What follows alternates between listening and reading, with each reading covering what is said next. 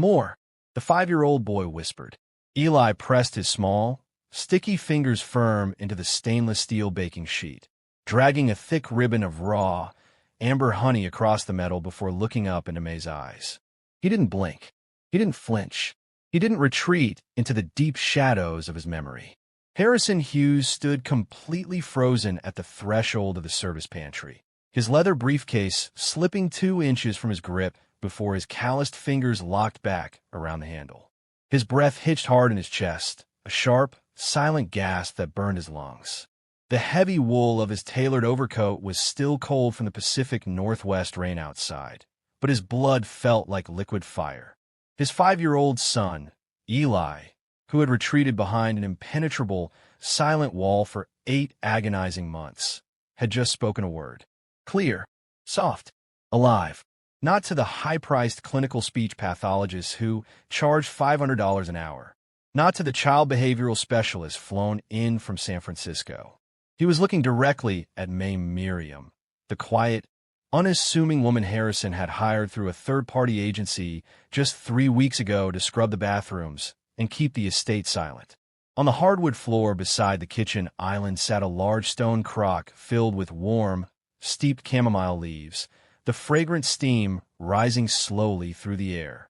May was sitting cross-legged on the floor, her simple linen skirt spread around her, her bare hands dusted with dry tea leaves.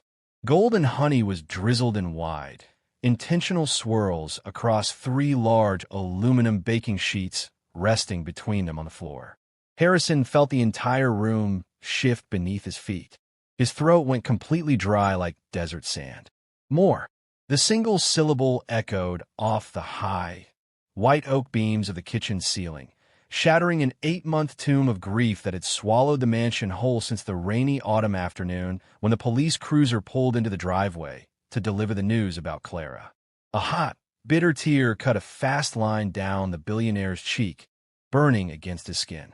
He stood trapped between 2 overwhelming forces, a wave of miraculous, soaring hope, and a dark, sharp stab of parental jealousy. This story does not begin in a corporate boardroom or at an international logistics summit. It begins right here, on a sticky kitchen floor in the quiet damp of the Pacific Northwest, where a multi-million-dollar estate is completely brought to its knees by the softest whisper of a child. If you have ever sat in the dark waiting for a sign, if you have ever felt like the silence in your home was too heavy to carry, stay right here. Subscribe to Profound Tales. Like this video. Leave a comment telling us where you are watching from today, not just your geographic location, but where your heart is resting right now. Because sometimes the light doesn't break through the front gates. It sneaks in through the pantry, carrying the smell of warm tea and grace. Harrison stayed in the deep shadow of the doorframe, his lungs aching as he watched the housekeeper nod gently at his son. He was entirely powerless. He was completely undone. The Pines estate sat high on a granite bluff overlooking the dark, timbered valleys of Washington state. It was a masterpiece of modern architecture, glass, cold stone, and thick iron beams. But inside, it was a museum of silence. The vast rooms did not hold warmth. They trapped echoes. Every footstep against the polished slate floors sounded like a hollow knock, a constant reminder of the physical absence that dictated life within its walls. 8 months prior, the world had come to an abrupt halt. Clara, Harrison's wife, had been driving home through a blinding mountain rainstorm when her car skidded along the slick highway curve. The impact was instant. The loss was absolute. Eli, who was only 4 years old at the time, had been sitting by the wide glass doors of the sunroom, watching the heavy raindrops race down the panes when the local sheriff's car arrived, its red and blue lights painting the trees in rhythmic, cold pulses. Eli didn't cry that day. He didn't scream. He simply closed his eyes, locked his jaw, and pulled the doors of his inner world completely shut. He stopped speaking entirely. He stopped responding to his name. He stopped acknowledging the presence of adults in the room. Harrison Hughes was a man who conquered supply chains. As the founder and chief executive officer of Hughes Global Logistics, his entire life was engineered around absolute control, system efficiency, and immediate problem-solving. When his son went silent, Harrison approached the tragedy like a broken corporate network. He deployed his vast financial resources like an invading force. First, he hired Dr. Julian Mercer, a renowned pediatric neurologist with a string of published volumes on traumatic mutism. Dr. Mercer arrived at the Pines estate with 2 clinical technicians, 3 aluminum cases of digital brain mapping gear, and a highly structured behavioral schedule.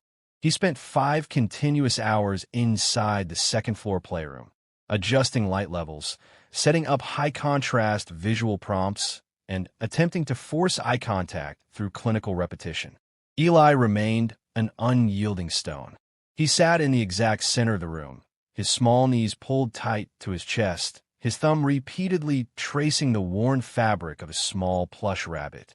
He stared directly past the doctor, his gaze fixed on a distant pine tree outside the high window. Dr. Mercer eventually emerged from the room, his silk tie loosened, his expensive leather clipboard tucked under his arm. "The psychological severing is profound, Mr. Hughes," the doctor said, his tone flat, analytical, and completely devoid of comfort. "The child's mind has constructed a permanent defense barrier against sensory processing. We can administer mild neurological sedatives to reduce his internal panic thresholds, but you must accept the probability that he will remain nonverbal indefinitely." Harrison rejected the prescription drugs immediately. He demanded an active, human solution. He brought in an elite team of child development specialists from Seattle, paying them $30,000 a month to establish an intensive behavioral intervention program inside the home. They filled the hallways with bright, high-energy verbal commands. They set up timers. They attempted to force Eli to participate in structured play routines. The result was a catastrophic breakdown. The sudden invasion of loud, authoritative voices drove Eli into a state of raw, unadulterated terror. The boy fell to his knees on the slate floor, clutching his ears with both hands, letting out long, ragged shrieks that tore through the quiet house. He threw a heavy glass paperweight through the glass door of the display cabinet, sending crystal fragments cascading across the rug. The Seattle team resigned 4 days later, officially logging the domestic environment as unmanageable and non-responsive. The household staff fell apart under the exact same pressure. The massive estate required constant maintenance, but no housekeeper could survive the crushing atmosphere of grief that hung over the halls. The first housekeeper lasted 5 days. She attempted to clean Eli's play corner while he was sitting there, accidentally moving his plush rabbit to wipe down the shelf. Eli reacted with sudden, frantic aggression, biting her wrist until the skin broke. She packed her bags that afternoon. The second housekeeper quit after 10 days, telling the agency that the heavy, suffocating silence inside the mansion gave her continuous panic attacks. The third worker was let go within 72 hours after she attempted to force Eli to sit at the formal dining table for lunch, triggering a hyperventilating fit that required an emergency visit from a private paramedic. 5 different housekeepers passed through the massive iron gates of the Pines estate in less than 2 months. 5 went out, their uniforms packed, their expressions worn down by the unnatural stillness of the property. The placement agency eventually stopped returning Harrison's direct calls. The estate became known as a ghost house, a place of infinite wealth where no human warmth could survive. Harrison stopped asking for their names. He stopped looking at the agency profile sheets placed on his desk. He withdrew entirely into his upper floor office, staring out at the gray, rain-swept pines. He sat in the dark for hours, drinking bitter black coffee, his eyes tracking the digital tickers of his global shipping networks. His personal net worth climbed by millions every quarter. His company bought 2 new freight lines. But inside his home, his son was starving in the dark. Every evening at midnight, Harrison would walk down the long, quiet hallway to Eli's bedroom. He would sit on the edge of the mattress, listening to the small, shallow rhythm of his son's breathing. He would reach out his large hand and gently brush a dark lock of hair from the boy's forehead, his chest aching with a hollow, crushing weight. "Just give me one word," Eli, Harrison would whisper into the dark. Just make a sound. Let me know you're still in there. Eli would only turn his face toward the wall, his fingers clutching his plush rabbit in absolute silence. She turned and went directly to work. She did not begin by running a loud vacuum cleaner or spraying harsh chemical disinfectants. She filled a small wooden bucket with warm water, added a few drops of natural oils, and knelt down on the slate floor of the long hallway. Her movements were astonishingly slow and deliberate. She dipped her cloth into the water, wrung it out until it was just damp, and began to wipe the baseboards. She worked with a calm, mechanical rhythm, focusing entirely on the single foot of wood directly in front of her knees. And as she worked, she began to hum. The sound was barely audible, a low, resonant frequency that vibrated through the floorboards rather than carrying through the air. It was an old, simple melody, completely free of words or dramatic shifts. The rhythm matched the steady, back-and-forth motion of her arm against the wood. Eli was sitting in his usual corner of the sunroom, his knees pulled up, his hands locked around his plush rabbit, his eyes staring blankly at the wet pine trees outside the glass. He didn't turn his head when May entered the far side of the room. He didn't shift his position. May did not look at him. She did not say hello. She did not step into his personal space. She kept a strict distance of 15 feet, kneeling by the wooden shelving unit to clean the lower ledge. But she kept humming that low, warm tune. Harrison, watching from the high balcony above before leaving the house, waited for his son to panic. He waited for Eli to cover his ears and scream. Instead, Eli's small shoulders slowly relaxed. His rocking motion, which was usually sharp and frantic, began to slow down, gently synchronizing with the low frequency of May's hum. He didn't look at her, but his hands loosened their desperate grip on the rabbit. He sat completely still, allowing the soft, warm sound to fill the empty space around him. 3 hours passed in absolute tranquility. May finished wiping the lower shelves.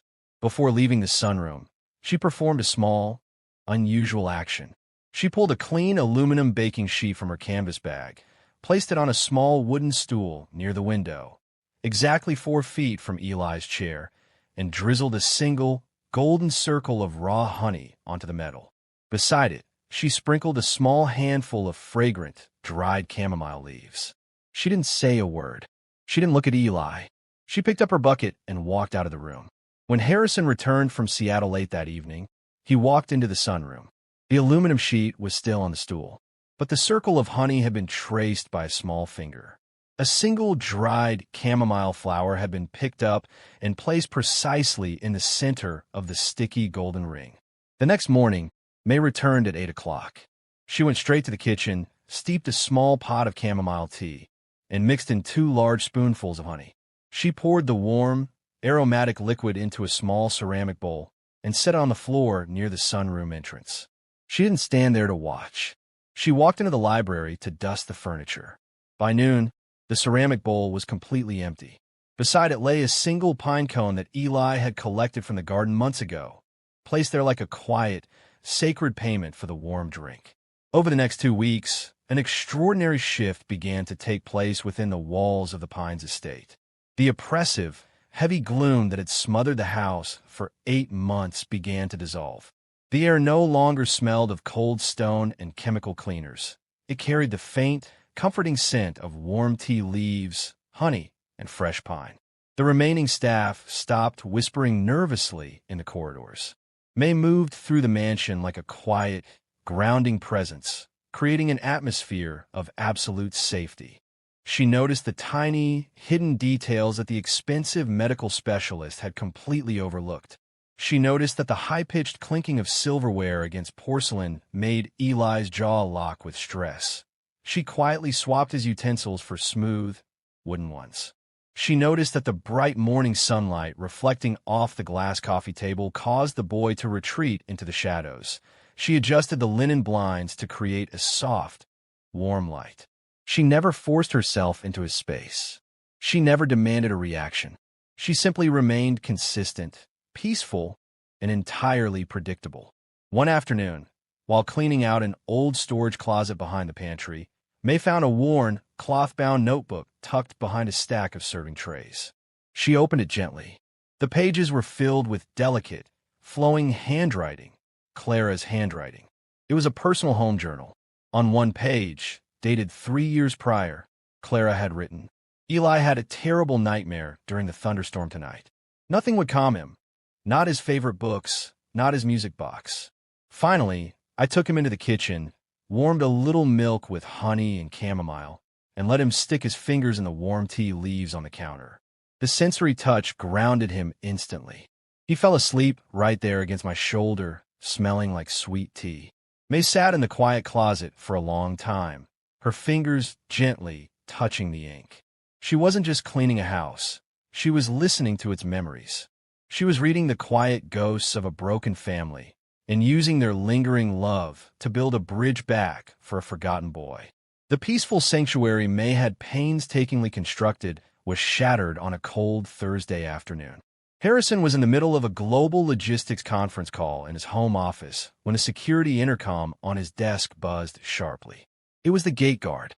"Mr. Hughes, we have Ms. Vivian Thorne from the domestic placement agency at the main entrance," the guard reported. "She states she is conducting an unannounced quarterly quality audit of your placement contract." Harrison frowned, rubbing his temples. "Let her up." 10 minutes later, Vivian Thorne walked into the main foyer.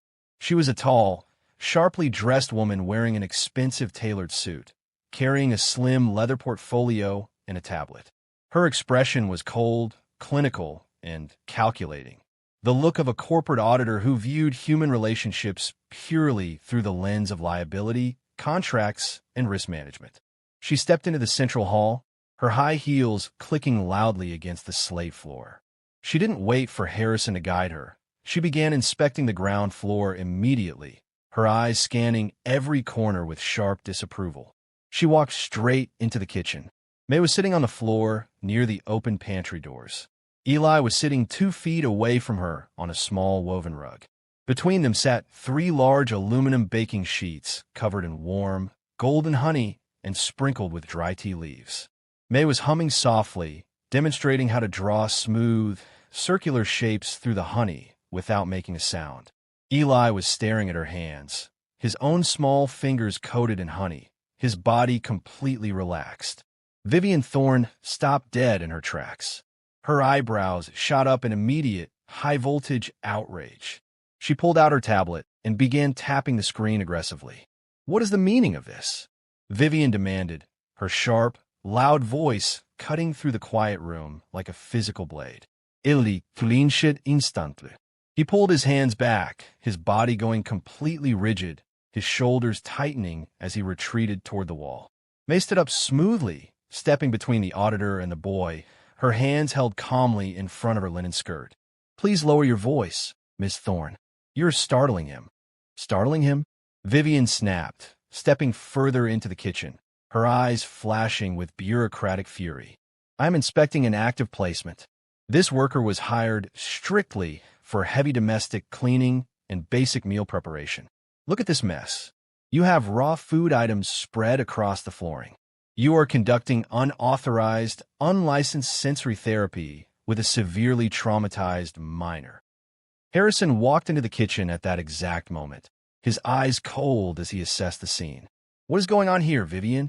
"Mr. Hughes, I am shutting this placement down immediately," Vivian declared, turning to him with an air of absolute corporate authority. "This worker, May Miriam, is operating completely outside her legal contractual boundaries. Our agency holds strict insurance policies. She has no clinical license, no pediatric therapy certifications, and she is engaging in unstructured, unsanitary physical activities with your son. We are pulling her from his estate today, and I will be filing a formal noncompliance report with the State Domestic Labor Board." Harrison felt a sudden, hot rage flare in his chest. Not at the mess on his floor, but the arrogant, cold bureaucracy standing in his kitchen. For months, agencies like Vivian's had sent him certified, highly paid professionals who had done nothing but terrify his son and take his money. "She is not leaving," Harrison said, his voice dropping into a low, dangerous register that made the auditor pause. "Mr. Hughes, You don't understand the legal liability, Vivian began, her tone defensive. I understand liability better than anyone in this state, Harrison interrupted, stepping directly into the auditor's path, his tall frame completely towering over her. I own this house. I pay your agency's retainer, and I decide who works in my home. If you retain an unlicensed worker who is performing unauthorized psychological interventions, our agency will immediately void your service contract and notify Child Welfare Services of an unsafe domestic environment. Vivian spat back, her face turning red with frustration. We have strict protocols for a reason, Mr. Hughes. This woman is a cleaner, not a therapist. May stepped forward quietly, her face entirely composed. She reached into her canvas bag, pulled out the worn, cloth-bound notebook she had found in the closet, and placed it gently on the marble island between Harrison and the auditor. This isn't an unauthorized intervention, Ms. Thorne, May said softly, her hazel eyes completely calm. This is Claire's journal. This was Eli's mother's recipe for soothing his mind when the world became too loud for him. I'm not practicing medicine. I'm simply keeping a mother's promise alive in this house. Harrison looked down at the open page of his late wife's journal. He recognized Clara's neat, flowing handwriting instantly. He saw the dried tea leaf pressed into the corner of the page. A sudden, powerful wave of grief and clarity washed over him, shattering the last remnants of his corporate detachment. He looked up at Vivian Thorne, his eyes cold as ice. Get out of my house, Harrison commanded softly. Mr. Hughes, if I walk out that door, your contract is terminated. I said get out, Harrison repeated, his voice vibrating with an absolute authority that left no room for argument. If you or anyone from your agency sets foot on my property again, my legal team will tie your firm up in tort litigation until your board goes bankrupt. Leave. Vivian Thorne stared at him in utter shock. She snapped her portfolio shut, turned on her high heels, and marched out of the mansion, the heavy front door slamming shut behind her. The kitchen went dead silent.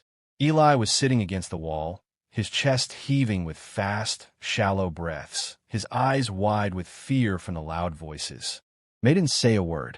She slowly knelt back down on the rug, picked up a small wooden spoon, dipped it into the warm honey, and began to hum that low, gentle melody once more. Harrison stood by the island, watching his son. He saw Eli's breathing slowly begin to even out. He saw the boy reach out his small, sticky hand and touch the edge of the baking sheet. Harrison realized, with absolute certainty, that he had been fighting the wrong war for 8 months. He had been trying to fix his son with power and money, when all the boy needed was someone to sit with him in the dark. The following Saturday morning, the Pacific Northwest rain was falling in heavy, continuous sheets, drumming a steady, rhythmic pattern against the vast glass windows of the Pines estate. Usually, on Saturday mornings, Harrison would be in his third-floor office, analyzing global shipping schedules and reviewing quarterly revenue projections. But at 7:30 a.m., he walked down the stairs, wearing a simple cotton shirt, gray trousers, and no shoes. He stepped into the kitchen. May was already there. She had prepared the aluminum baking sheets, drizzled the golden mountain honey across the metal, and sprinkled the fragrant green tea leaves over the surface. The pot of chamomile tea was simmering gently on the stove, filling the large room with a warm, floral steam. Eli was sitting on the woven rug near the window, his plush rabbit tucked into his waistband, his fingers hovering over the sticky honey. Harrison stopped at the edge of the kitchen island. He looked at his son. He looked at the housekeeper. He felt an intense, terrifying surge of vulnerability, the feeling of a man stepping off a cliff without a safety net. For years, he had protected himself behind tailored suits, corporate spreadsheets, and absolute authority. He didn't know how to be helpless. He didn't know how to sit on a floor. May looked up at him. She didn't offer a word of encouragement. She didn't smile or gesture for him to join them. She simply met his eyes with that same deep, unshakable hazel calm, holding space for whatever choice he was about to make. Harrison took a deep breath. He took off his expensive gold wristwatch and placed it gently on the marble countertop. Then, The multi-billionaire CEO dropped to his knees on the hard slate floor. The cold stone bit into his knees through his trousers, but he didn't shift. He slowly crawled over to the rug, sitting down cross-legged right next to his 5-year-old son. Ili Brotze. He turned his head slowly, his wide brown eyes locking onto his father's face with intense, silent shock. He had never seen his father on the floor. He had never seen his father without his leather shoes. Harrison looked down at the aluminum baking sheet resting between them. His hands were trembling slightly. He looked at May, who gently nodded toward the golden honey. Harrison reached out his large, calloused hand, the hand that signed multi-million-dollar international contracts, and dipped his index finger directly into the thick, warm honey. He dragged his finger across the metal sheet, creating a wide, golden curve right beside Eli's small handprint. Eli watched his father's hand. He didn't pull away. He didn't scream. Slowly, carefully, Eli reached out his own small, sticky hand. He pressed his palm directly into the golden curve his father had drawn. Then he slid his hand over until his tiny fingers overlapped Harrison's large palm, locking their hands together in the sweet, warm honey. Harrison's throat locked tight. A hot, overwhelming wave of emotion crashed through his chest, breaking the cold dam he had built around his heart since Clara's funeral. Tears welled in his eyes, slipping down his cheeks and dripping onto his shirt. Eli looked up into his father's face. He saw the tears. He saw the raw, exposed pain. And then, the 5-year-old boy raised his other hand, touched his father's wet cheek with his sticky fingers, and whispered a second word. Together. The word was clear. It was soft. It carried the weight of an entire universe breaking open into the light. Harrison let out a broken, shuddering sob. He leaned forward, wrapping his large arms around his small son, pulling Eli tight against his chest, completely unconcerned about the honey staining his shirt or his skin. Eli buried his face into his father's neck, his small arms locking around Harrison's shoulders with a fierce, desperate strength. May sat quietly on the other side of the rug. She didn't interrupt. She didn't speak. She simply closed her eyes, her own tears flowing silently, as she continued to hum that low, ancient melody of grace and healing. Later that afternoon, after Eli had fallen into a deep, peaceful sleep on the sunroom sofa, his face calm, his breathing steady, Harrison walked into the kitchen. May was at the sink, carefully washing the aluminum baking sheets. Harrison walked up to the counter. He reached into his pocket and pulled out a small, flat box wrapped in brown paper. He set it gently beside the sink. May paused, looking at the box, then up at Harrison. "What is this, Mr. Hughes?" "Open it," Harrison said softly, his voice rough with emotion. May dried her hands on a towel and untied the thin string. She opened the paper box. Inside was a beautiful, custom-made linen apron, dyed a deep, warm cream, with soft gold thread hand-stitched across the chest. The stitching read, "May, the Pine's Sanctuary." May ran her fingers over the raised gold lettering, her breath catching in her throat. "You are not our housekeeper anymore, May," Harrison said, his voice absolute and filled with profound respect. "You never were. You brought my son back from the dark. You brought this family back to life. As long as I own this house, you have a permanent place here as a director of our home, an advocate for Eli, and a member of this family. No agency will ever dictate your position here again." May looked up at him, her hazel eyes bright with deep tears. She didn't give a formal corporate thank you. She simply picked up the apron, slipped it over her head, and tied the soft linen straps securely behind her back. "The work isn't finished yet, Harrison," she said softly, using his first name for the very first time. "We still have a long way to go." Harrison looked down at his sticky, honey-stained hands, then smiled, a real, genuine smile that reached his eyes for the first time in 8 months. "Then let's get back to work," he replied. The healing did not happen overnight, nor did it remain contained within the kitchen walls. It expanded slowly, like warm light spreading through a long darkened house. Over the next 3 months, Harrison transformed his entire approach to his life and his corporate responsibilities. He stepped down from his daily operational role at Hughes Global Logistics, handing the primary executive management to his trusted chief operating officer. He cleared his schedule, refusing to take overseas business trips, choosing instead to be present at the Pines estate every single day. Together, Harrison, Eli, and May began a new project. Behind a mansion, on a sheltered, south-facing slope overlooking the Pine Valley, they cleared a plot of rich, dark soil. They built raised cedar planter boxes. On crisp, clear autumn afternoons, the three of them would kneel in the soil together. Harrison, wearing old clothes, would dig the deep trenches. Eli, wearing his small blue boots, would drop the seeds into the earth. May would follow behind, teaching the boy how to cover the seeds gently with warm soil and water them with a small copper can. They planted rows of organic chamomile, mint, sweet lavender, and wild tea shrubs. They built a tea garden, a living, growing sanctuary where Eli could touch the plants, smell the rich earth, and feel the safe, predictable rhythm of nature. The nonverbal walls that had locked Eli in the dark continued to crumble. He began to speak in short, clear sentences. He no longer hid in the shadows when someone entered the room. He walked through the high stone halls of the mansion with his head raised, his plush rabbit left behind on his bed, his hand securely holding his father's or May's. One crisp Saturday morning in late spring, the tea garden was in full bloom.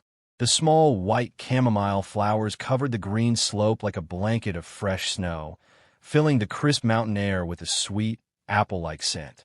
Harrison walked down the stone steps leading to the garden. He was holding a small wooden box in his hand.